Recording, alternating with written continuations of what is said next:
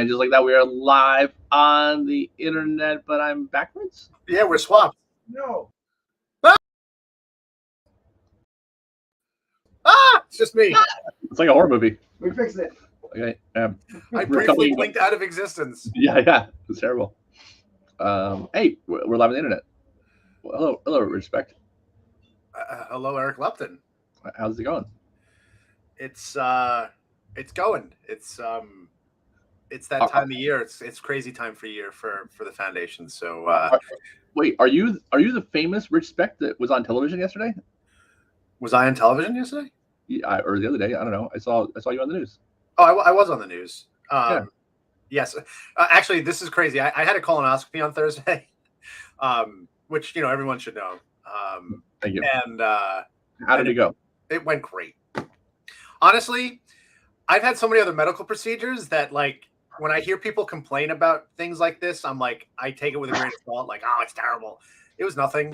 It really, like, I don't know, the whole prep thing too. Like, oh, it's something, whatever. Yeah, for me, the prep is far more daunting than the actual procedure. But even the prep, Samantha, I mean, I have some gastrointestinal issues. So Samantha's like, so what's it like? And I'm like, I don't know. It's a Wednesday night. Everything I'm like, this is my life. So, Right. So whatever. Okay. Moving on.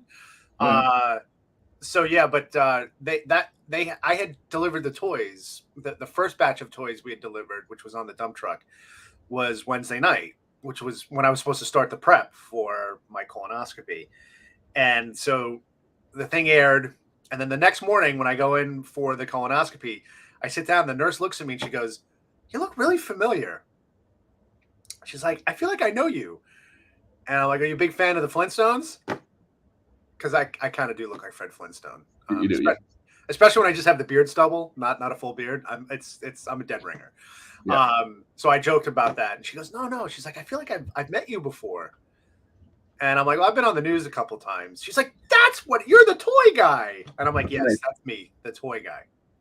Yeah. So yeah, that was it's interesting. That happens all the time, but I'm not famous. I'm infamous. Well, I'm so famous. I'm infamous. But no, the toy drive has been super successful this year. It's probably our best one ever, which is awesome. Is it over? Can people still help? Is there anything left that people can do? No, yeah, you can't really donate anymore because I mean they could. Any toys we get after the holidays, we donate to other groups that give out toys to kids in the hospitals. So our toys always have a home. But as far as getting them out for the holidays, today's the last day I'm doing any pickups. And there's always stragglers. Well, wait, Rich, the correct answer is yes. This is the stage where we can take money because these things cost money. So you can go to our website and donate. See, this is why you do what you do, and I'm just running a nonprofit. Yeah. So what Eric said. So listen to what this guy over here said. Yeah. Right, because there's gas, there's costs, there's insurance, there's all these things besides toys to go into the thing that are expenses that you incur. Besides your own time and labor, which is obviously worth something. Oh my God! If you put my time and labor in, I mean, it costs thousands just to do the drive in the first place. So yeah, so you're out thousands of dollars that need to be reimbursed, recovered, so you can continue to do your shit up works. So it would be nice. We had some nice. Yesterday was Reese's 12th birthday. Happy birthday, Reese! I put a Facebook post, which I never do. But yes, thank you. And I did notice that, and I loved it, and I appreciate it. And he was with us in spirit. We don't like celebrate it. Like I know other families can go in the opposite direction. They have like birthday cakes and stuff. Like we don't do any of that. I wouldn't either. It's just like I don't know. It's just not who we are. And I get everyone's different, so I'm not going to judge. No, yeah, someone else did. I almost wish I would see it more the other way, Yeah. Like I wish I'd throw a birthday party for my dad or whatever, but I can't. I think it's just weird. No, yeah, and I'm not. It's I try to focus on the good on his birthday, so it was nice to be able to deliver toys on his birthday, and just do something good because that was always the goal of the drive. Was that we wanted something positive to do around his birthday because I want his birthday to be something I can just be like, hey, I had a little boy, and today was the day he was born, and that day was joyful, and I want to remember that joy as opposed to I feel like the 27th is my day to mourn and get really upset, and then I try to make the best of what yesterday was, and we did.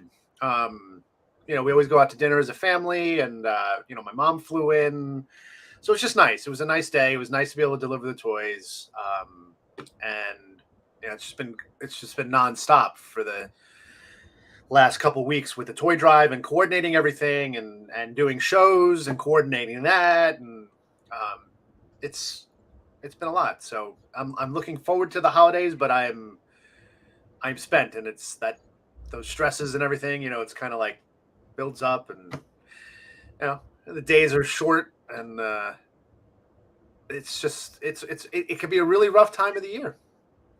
It can be. Yeah. Maybe the time of the year where people get sad. Yeah, I mean, you would think that the holidays are a time of joy and happiness, but for a lot of people, and honestly, for a lot of people, like in my situation, the holidays can be very like melancholic because you recognize what you're missing, and if you focus on that and you allow yourself to be drawn into that depression that comes with it. Depression is a really slippery slope, and you get sucked into that hole, and you never know how deep that hole can go, and sometimes it feels like getting yourself up and out of it is an insurmountable task, and that is why this time of year has the highest rate of suicide. It's not a coincidence. It's not a coincidence that as the days get shorter and as the weather changes and as the holidays, which you're constantly being bombarded with how you're supposed to be happy and joyful, and for people who aren't, and people who are already in this bad place, being reminded that they're supposed to be this way, I think compounds it immeasurably. And we know that teen suicides are up tremendously the last few years. I think that's all related to the pandemic and everything associated with that. But the trend has been increasing for years now. I think social media plays a role in that because, again, I think you get more of that. Here's what you're supposed to be. This is the life you're supposed to be living. And I just find that people just seem so full of regret about the things that they don't have, the things that they're not doing, the feelings they're not that they feel like they're supposed to have but don't. Well, study after study shows that happiness is your expectation versus your reality, which is why people in Uganda can be, who are living in mud huts can be happy, and you have, people over here who are miserable sometimes. It's because of your expectation. Yeah, and I think that's the one thing I've tried to pass on to my girls, and I know Samantha has a harder time with this than I do. And I think that's why I'm very good for her, because she's constantly thinking about what we can do, what we can have, and I'm always, and this was something ingrained in me by both of my parents, was be thankful for what you do have and appreciate the things around you. And I try to find the beauty in the world around me. I make a point every day to walk outside and look at the sky and look at the world around me and appreciate it. And that's such an overlooked thing that people just don't really think about doing. Like, you get caught in your routine and you miss out on a lot. So I try every day to just practice gratefulness and thankfulness for what I have. And yes, I could focus on the things I don't have. I know I've asked my mom this because she's 75, and I asked her point blank. I was like, what's it like when you're at that age and life starts taking everything from you? How do you deal with that? Like, that's got to be so incredibly depressing. And it's not just taking, your friends and family away. It's taking your mobility away, your lifestyle. My mom's dealing with her husband having a lot of health issues right now, and she wasn't even sure if she was going to come. And all that stuff is the stuff that can bring you down. But my mom's like, no, I try to focus on what I do have, and that, I'm here with you today. And that's, I think that's really the key to happiness. And that's also, like, I think why I focus on kindness, because kindness plays directly into that. Kindness and gratitude and doing the things that make you feel better. And yeah, and I think a lot of people lose sight of that and get caught in this feedback loop of being stuck in the things that hurt, that are not there, that they don't have. And um that vicious cycle, man. If you feel, once it gets to the point of that hopelessness, then that's the danger zone. So Yeah, absolutely. And I know you wanted to do this because of a video I put out. yeah, so you put out a video which I thought was incredibly powerful. Now I knew the situation, and you had told me about this before, but just watching the video and hearing you, just for what was it, about 6 or 7 minutes of you just being completely honest about what you were thinking, and the situation. I don't want to give too much away because we want to play it. I think it's like the perfect insight into that mindset, and then also the not doing it, not pulling the trigger. you know I think it's really powerful. So I really wanted to share that, and I think it could be helpful for people, and hopefully make a difference for someone who may be in that same situation but doesn't have that moment, right? So this is it's really powerful. So So share system audio. That's the best way to do it. Let's see. All right.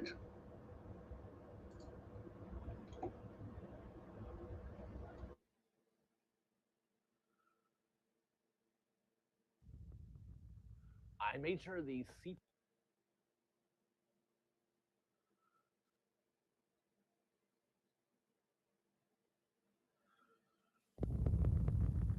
I made sure the seatbelt to my wheelchair is buckled, firmly holding me in, and I was poised on the edge of my kidney-shaped pool. I just very carefully pushed the smaller front two tires of my chair up over the lip of the brick-colored tile coping toward the edge and paused. I imagined pushing hard on the joystick, zooming forward, smashing into the water. This was my plan. I was in constant, terrible, unrelenting chronic pain.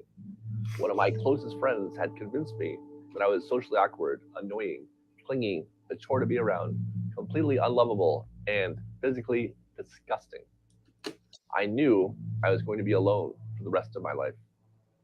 A girl who I had a small crush on, who would come over to hang out with me, was locked in my roommate's bedroom.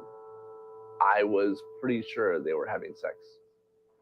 I inhaled deeply through my nose and pushed my chair slowly forward. The edge of my pool curved in, and my front left tire was barely on the edge of the coping. I was running my company. I was the boss, but I knew that people only pretended to respect me. I was a fraud. I was really just a loser who had inherited daddy's business. And it was only a matter of time before I screwed all of it up. I knew that I was going to ruin the company. I was eventually going to put us out of business. I didn't know what I was doing. Everyone was going to lose their job. I was going to thrust my parents into poverty for the last chapter of their lives. My dad was going to hate me, and I was going to go live in a nursing home. I pushed slightly forward on the joystick. My chair rolled forward. My front left tire hung in the air, nothing beneath it besides the water in the pool. The other front tire was right on the edge of the coping. I wondered if I would flip over forward or if I could go fast enough that I would remain sort of upright as I sank. My wallet was in a pouch on the side of my chair. It suddenly occurred to me that there was cash in there and it would be a waste if it went in with me. I reached down and eventually pulled it out, dropping the wallet onto the pool deck. It didn't make sense that I was worried about the $227 in my wallet, but not about destroying the $10,000 wheelchair that I was preparing to plunge into the pool. But very little of my thinking was making sense at the moment. There was an open Word document on my computer that contained my 2-sentence suicide note. I wanted the people who thought this might be because of them to feel guilty about it. I wanted to allow them to believe that it was their fault. But I didn't want to be a jerk and point them out directly. It was better if they just wondered. But there was one person who I knew would blame himself and I wanted to absolve him. The words that filled my giant computer monitor read, "I'm sorry, Dad. This wasn't your fault." I knew things were going to get so much better without me. All of the lives I burdened by needing help with all of the trivial crap that I needed help with would be improved. I would never have to wake somebody up to put me in bed again or need help going to the bathroom at 3 o'clock in the morning. They would sell my house, split up what little money I had, and that would be more beneficial to them than me sticking around. Someone competent and qualified would take over running Lifesaver Pool Fence. Free from my incompetence, the company would flourish. But I had to do it now because, as bad as things were, I knew this was as good as it was going to get. Things were only going to get worse. I had to go now before everything I knew came true and it all fell apart. I put my hand on the joystick, closed my eyes, and took a final deep breath.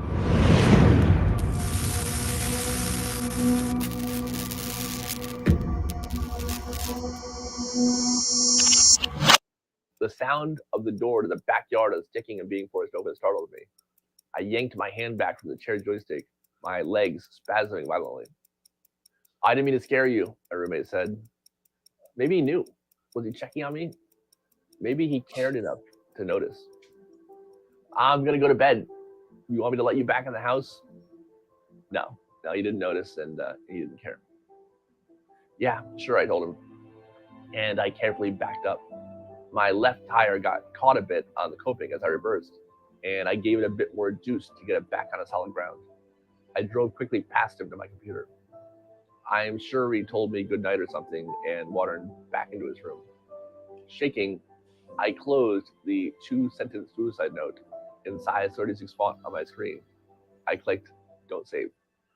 Objectively, my life wasn't that much worse then than it is right now. And my life is phenomenal right now. It was pretty great then as well. The difference was I let other people define who I was, what was wrong with me, and what my future was. The story I told myself was hopeless. The only real thing different between then, when I almost killed myself by driving into my pool with my seatbelt on, and now, were the people I chose to allow into my life and care about, and the narrative loop inside my head. I was telling myself the wrong story about myself. And the reason it was so difficult and so effective was that the words I was telling myself were true because I was thinking them. I was not lying to myself. It was all 100% accurate. But when I changed my thinking, my reality changed with it. My belief that my life is incredible and only getting better is now just as accurate and just as true. I am still in a wheelchair. I'm still running the same business. But now I'm happy, hopeful, and excited. This took a long time. It wasn't easy, but it happened. If I can do it, you can too. At least you can wipe yourself and cut up your own chicken. You've got a huge head start. I've actually never told this story before, and I'm rather nervous to put it out there. But maybe it helps someone. And what's the worst that could happen for me? And if it helps someone, then it's definitely worth it. You know who thought she might die last night? Your mom. She also liked this video and subscribed to my channel, and I think you should too. Thank you so much for watching, and you will see me on the next one. There you go. Was the audio all right? Yeah, it was good. Perfect. That was perfect. So there's a couple things in there that I immediately picked up on and thought about what you said in there, and what hopefully people can take out of that is that your mindset is everything. Right. So, and that is the crazy thing about our existence, that all your thoughts are yours. Yeah. So your brain is designed your brain is designed to think that what you're thinking is right. And the reason it does that, actually, evolutionarily, is because it's literally a built-in confirmation bias that tells us, well, this is why we're still here. So all this thinking I've done up to this point has gotten me to this point that I'm still here. So it must all be right because I'm alive. And so when you start to question everything, it's like when my dad was like, well, obviously you should do it this way. It's worked for me, like, well, right. Exactly. Okay. That's confirmation bias 101. Yeah. And the other thing about that, though, is that you can flip that and start to tell yourself why you don't deserve to be here. That, yeah, you may have gotten to this point, but you don't anymore. And you can convince yourself anything. And we see this. You see this in cult mentality with groups of people doing it, and you wonder how it's possible. It's because that's how our brains work. We can convince ourselves of just about anything.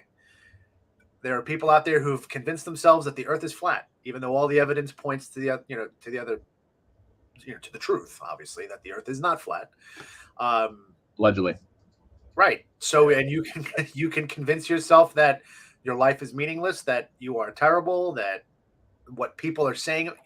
Again, this is something I try to reiterate to myself, because I know it's important to know how your mind works to be able to fix it too. And if you aren't aware of those things, then you can't. And reminding myself of the fact that I am flawed and that I make mistakes and that my brain isn't always doing what it's supposed to be doing for me is a hard thing to do. It's hard to be introspective like that. So, I'm thankful that your friend walked in, because who knows what would have happened. I'm thankful that you had that moment that gives you now, though, if you think about it this way, that moment gives you a basis of comparison that you wouldn't have had otherwise. So, and I think that's a powerful tool for you. And I always tell people there's two ways you can learn perspective, right? You can either experience something that makes you see things in a way you haven't before, or someone shares with you a way of looking at things that gives you the ability to look at things in a way you wouldn't have seen it before, right? So, that's what a teacher does. That's what I did as a science teacher. Literally when I would teach perspective, I would talk to them about that idea that, there's only two ways to get it. And so now you've shared this story, which I think is incredibly powerful. And I'm hoping that people who have got those same feelings, that those feelings of worthlessness and self-doubt, that it all depends on what you want to look for in the world. Because if you look for it in the world, you'll find it. I tell people that all the time. If you're looking for a world full of terrible people doing terrible things, you're going to find that terrible world and you're going to hate it. If you're looking for the people who don't like you and mock you and think you're garbage, you're going to find those people too. I get this all the time, like, oh my God, you're the kindest guy. Yeah, but guess what? There's people out there who I know curse everything they see of me on the web and on TV. They're like, they have an opinion of me that is literally 180 degrees from where it, and there's nothing I can do to change that. For some of those people, they may be people that I have wronged, and obviously not intentionally, but I can't control that. So I always tell my girls, there is one person you have control over, one, and in your entire existence ever. And it's the slave you keep in the basement. Right. Other than them. And that's yourself. It's the person who looks back at you in the mirror. And I think as you recognize that control isn't 100%. And that's the hardest thing to recognize. You don't have control over everything. There are certain things that happen in your body that are automatic. You don't have control over your heart rate. You don't have control, there's some that's parasympathetic that you can control your blinking and breathing, but those are things that'll happen on their own. But there are things that you cannot control. And I think as a living thing that's capable of conscious thought, we feel like we have control over everything. So like if people have a negative opinion of us, I think a lot of times people think, well, I have control over that. I can change that. But you can't change how some people think. So what you said about finding the situation that you're in now really isn't much different than you were then, other than how you decide to look at it. Right. And that is so incredibly powerful. It seems simple on the outside, but it's not. It takes work. That's why I highly recommend for anyone who is in that position, find a professional to talk to. find someone that, even if it's not a professional, find someone to talk to that you can share your feelings with, that you can open up to. And that's important, because those negative feelings, those are the weights that pull you into that pool. And I'm thankful you didn't do it. First of all, I'm really thankful you didn't do it, because as I pointed this out to you before, because you have shared this with me, it would have been really terrible that the guy who works in drowning prevention killed himself that way. So yeah, that would have been bad. Yeah, that would have been like that. That's a really bad look, Eric. Or maybe it would have propelled the cause to another level. Well, let's not think of it that way, because I don't want you to think, oh, look, I would have done something. I should have killed myself because I could have ended. No. I would have been a martyr, and you all would have been inspired by my loss to move forward. And, But we had Bobby on. So Bobby Petrocelli, who we've actually interviewed, he's one of my favorite human beings. His whole thing is deeply related to what you did, because after what he went through, he had suicidal thoughts, and he lost his wife to a tragic accident, to a drunk driver right next to him. Right. Had they slept on opposite sides of the bed, he's the one who dies. Yeah. So anybody who doesn't know the story, they were laying in bed sleeping. It literally couldn't have been any less your fault, right? Right. Literally just laying in bed sleeping. A drunk driver veered off the road, crashed through their house, and ran her over in her bed. Yep. And not him. And he ended up propelled into the kitchen, right? Yeah. He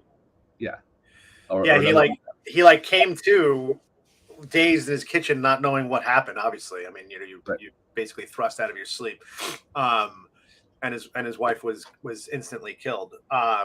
And he went through that darkness, and he started to find what mattered to him, and that the recognition that you matter, that the person who stares back at you in the mirror every day, that person matters, and it matters to people, and that's what you have to focus on. And yeah, you're going to make mistakes in life, and I know I've made mistakes. There's people that I've hurt and I've pissed off, and that for whatever reason I've done it, okay? And I have no control over that, other than what I can do to try to fix it going forward. And that's a big thing for me, like forgiveness and trying to fix that. Like, people always ask me, how do I forgive my friend for what happened to Reese? And I remind them, first of all, I don't blame him for what happened to Reese at all. It was an accident, and that'll never change. What I do blame him for is what happened afterwards with Child Protective Services. But I had this conversation with someone yesterday when I was delivering the toys, and she asked me, she's like, how can you forgive him for that? I said, because I do. Because he's a human, he made a mistake, and I'm willing to sit and talk with him. He just can't talk with me. He's the one who can't look me in the eye. But I know where that comes from. And I'll wait. The day, if it never happens, so be it. I'll regret that, but it's out of my control. So I can have regret without it being something that is that anchor that weighs me down. And I think what you did by sharing that, which is really raw, and I had my moment after Reese died, but it wasn't. I just remember walking down. I walked down to the beach, and I thought how easy it would be to just take a bunch of those rocks, throw them in my pockets, and just walk out into the sound and just go. And it was probably the closest I ever got to doing anything, because I just felt so hopeless. But I didn't. I had visions of my girls, and I knew my family needed, so whatever it is that can pull you back. But having someone to talk to, because that was the first thing I did. I talked to my wife. I talked to my mom. I did get a therapist. Your mental health is just as important as your physical health, and there are people out there who can help you with it. And especially this time of year, if you're that person who's just looking at all the downside of things, if you're looking for all the stuff that can give you a reason to end your life, anyone can find it. Anyone. So you can also find all the good in your life and all the the happiness. And if you want to prove that it's a world full of good people, and like I said, you can find the goodness. And if you want to prove it's a world full of bad people, you can find that too.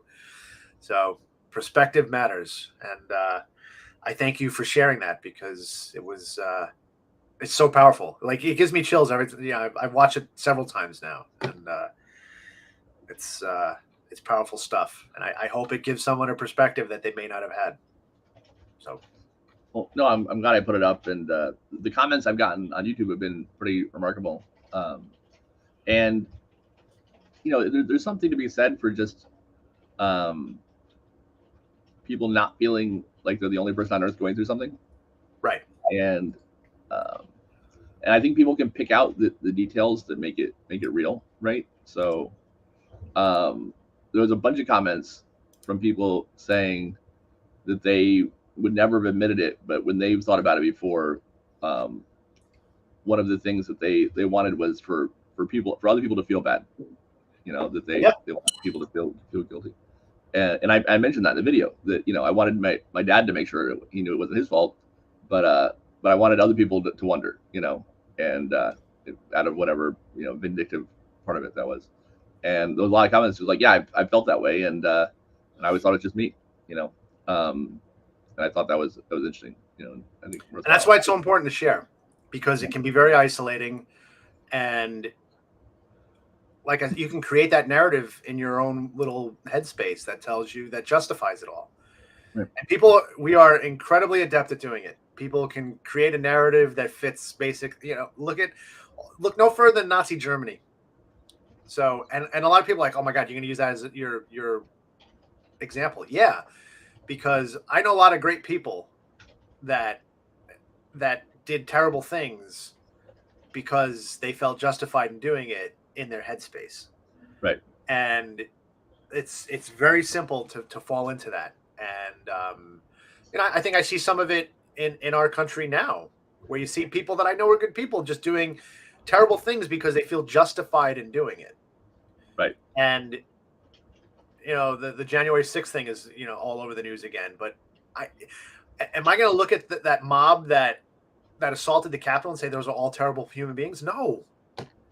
But they felt justified in their anger and whatever, and have had no other discourse to kind of get that out and to reconcile it. And that's what happens. And that's why I do what I do, because I recognize the importance of being able to change the way you look at something and take a different approach that you may not have thought in the first place. I would have never thought that this is the path my life would have taken until the people who came into my life that enabled me to see it in a different way opened that pathway up. And had those situations never occurred, I wouldn't be here today. I would not be here. I know that for a fact, 100%. Had my aunt not come to my bed, my side when Reese passed, had Bill Kelly not showed up in my, no, because I wouldn't have had the perspective I now have, and I wouldn't have had the mechanisms to survive. So, and you gave that to people, so thank you. And as I said, and I wrote to you, I said that you matter to me, and I'm so thankful for the fact that you're part of my life, and that you asked me to do this with you, and got to know each other, and realized that, hey, I'm not the only weirdo. So, it's a nice thing, and it's good to have that. It's good to have people remind you that it's cool having you in my life. So thank you. Well, thank you. I appreciate it, and I'm glad you do. So, Santa Claus. So I'm not going to do the science of Santa. We're not going to have the time, because I do have to get going. Okay. But I'm gonna do a shortened version, because and I think I mentioned this last year, but this is my yearly rant that Rudolph is an absolute fraud. Right. Because I hear the song and it just drives me crazy, and it's just basic science. And I wish people would understand this, that Rudolph is 100% a fraud. So the science fact of the day is just the truth about Rudolph, and why a red nose would be terrible in the fog. Just absolutely, it would be god awful. It would be the worst. So actually, Mike, I need to share the screen. So can I share? I'm gonna share my Share screen. Okay, go right there. Boom. Okay. So we all are familiar with Rudolph the Red-Nosed Reindeer, who I don't think it's ever explicitly pointed out whether his nose is bioluminescent or it just reflects red light. I assumed it was bioluminescent. Yeah, I think the special makes it that way, but you know, I don't know if the song explicitly, which is where it actually started, the song explicitly states that his nose emits red light versus reflects it. But regardless, red light is not the choice of light you would want to use for doing this. So I present subject number 2, which is Schlumpy, the scientifically accurate blue-nosed reindeer. Right. Now, and why is she? And I say she for a very important reason. Number 1, I'm going to go back to Rudolph for a second here. You'll notice that depictions of Rudolph have him with antlers. Okay. Now, Rudolph is admittedly a reindeer, which is a offshoot of caribou.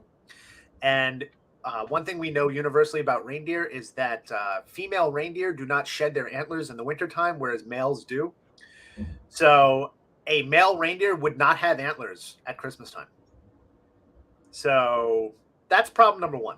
So Schlumpy, who's the scientifically accurate blue-nosed reindeer, she has her antlers, and she's a she because, well, that's why she's got antlers. Next, she doesn't fly by magic. She has a rocket that's attached. So, and it's offset, you know, because we can't have it directly attached to you. That would be bad. Of course, the whole harness system here is probably not accurate, but that's okay. This is just a diagram. So she doesn't fly through pixie dust or anything like that, or through Santa's magic. It's literally, she's propelled by jet fuel. So, and of course, she has a blue nose. Now, why a blue nose? Well, here's the thing about light. When you look at light itself, what we call visible light, what we call color, the color of everything you see in the world is a result of the white light that comes from the sun, which is a combination of multiple wavelengths of light. So a wavelength, if you think about the ocean, okay, on really choppy days where the waves are constantly coming in and you have one wave after the other, that would be what we consider a short wavelength. So the distance between the waves is short. You can have also these long meandering waves in which the distance between the waves is long. That's what we call a long wavelength. So short wavelengths pack a lot of energy into a small package, which makes sense, right? I have a lot more waves in a much shorter distance. Whereas a long wavelength packs less energy over a greater distance, okay? So when it comes to light, light works this way too. The color of light, what we perceive as color, as our brain perceives, is really just our way of detecting that there's different wavelengths of light. And when we look at the spectrum, and every kid in school learns Roy G. Biv, red, orange, yellow, green, blue, indigo, violet. That is the progression of the spectrum from long wavelengths to short wavelengths.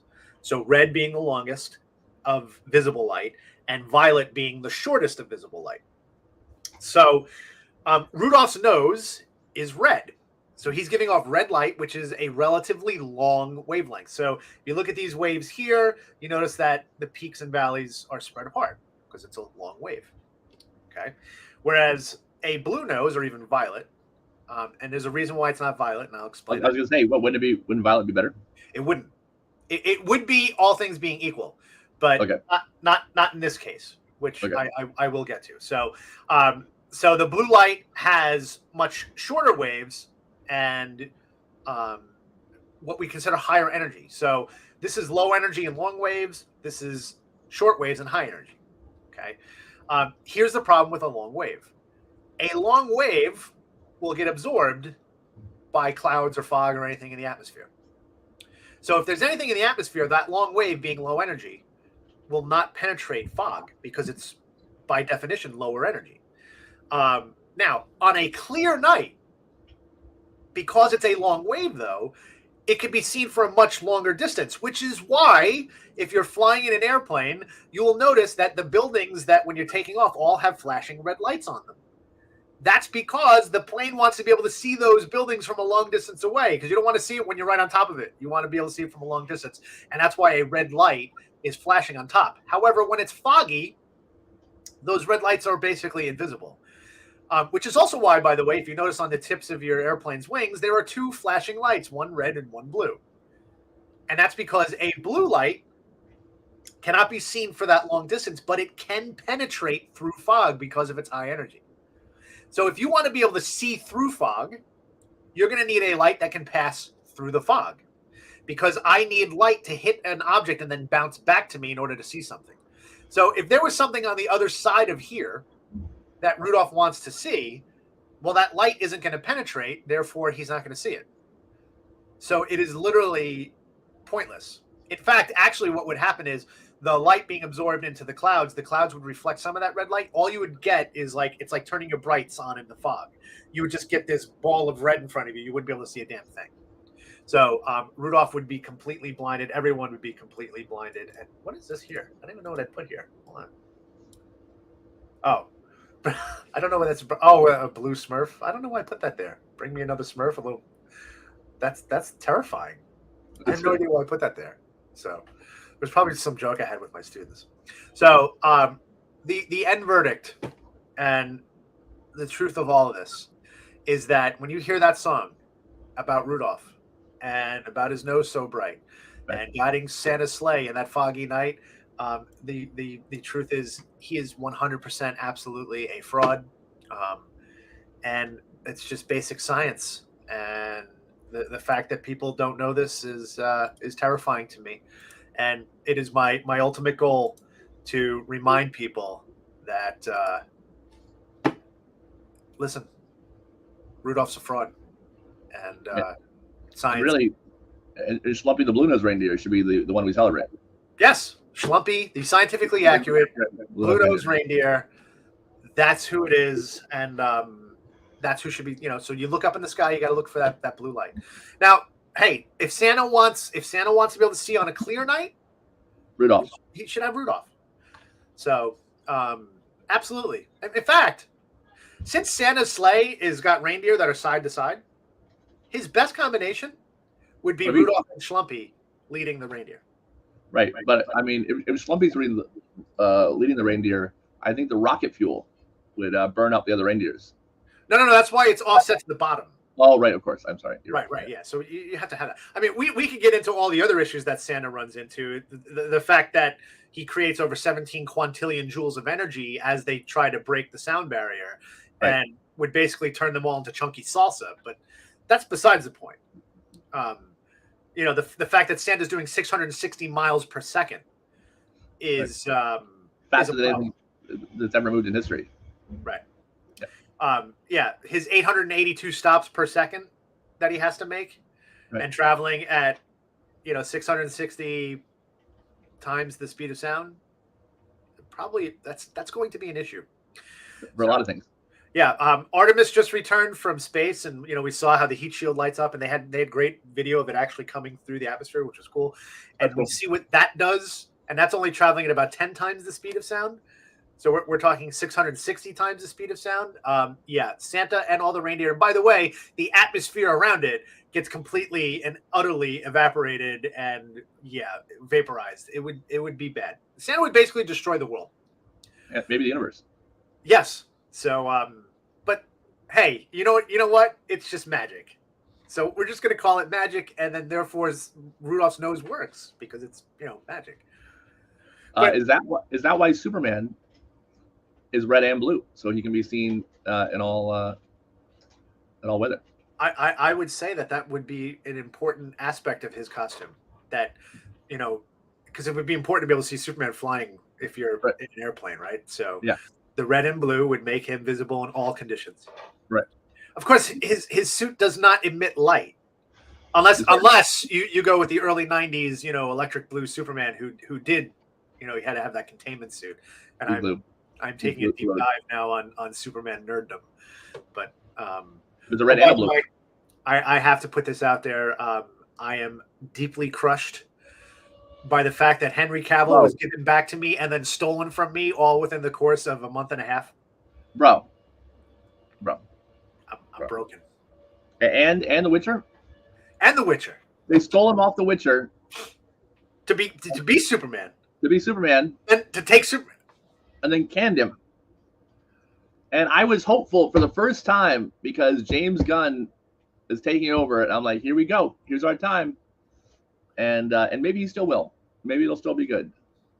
But I have to have faith that James Gunn wants to do a faithful adaptation of Superman, so that he wanted to eliminate any baggage and say we're going to start from scratch. But as I pointed out to my daughter yesterday, we were driving to go deliver some toys, and I asked her. And now my daughter is she's actually, honestly, I think she may have exceeded me in being a movie aficionado. She's seen other movies I still haven't seen. And I asked her, I said, Abby, name me a comic book movie that was more accurate to its comic book roots than Superman the movie. You can't. Down to the stitching in that his damn costume. It is perfection. It is a perfect representation of the comics. Christopher Reeve is always to be the best one. Yeah.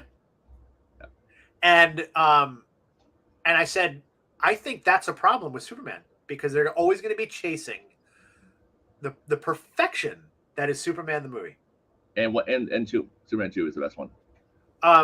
Yes, but I have issues with Superman 2 that I didn't have when I was a kid, but I do as an adult. Is it the murder? No, it's the Richard Donner. The Richard Lester kind of garbage that was thrown in there, the slapstick stuff. That if you watch the Donner cut of Superman 2 is much better, but it still has Richard Lester's material in there, and it's a little jarring when you recognize what Donner filmed, versus what Richard Lester filmed. So is the big cellophane Superman shield in the Donner cut? No, it's not. Oh, okay. Nope. Have you seen the Donner cut? No. Dude, you have to see it. Yeah. I have the DVD of it. Now I have a digital copy. I'm going to bring the DVD down for you, man. You need to see it. All right. Maybe we'll watch it. Really, it's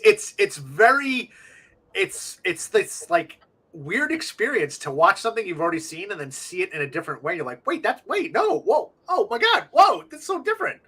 But right, doesn't he like reverse time to not murder them all? Yes. So in the original plan for Superman 1 and 2, the time reversal was actually supposed to be at the end of Superman 2. Okay. And then the Salkins, who were the producers, they decided they wanted to save some money. So they actually, and this is why Richard Donner left. And this is why they ended up bringing Richard Lester in to film the rest of Superman 2. He disagreed with this. And he's like, no, I've got this vision for these two movies. We're filming them back to back, which they did. And then the Salkins are like, no, we want to save money on the budget going forward. We don't want to spend this much.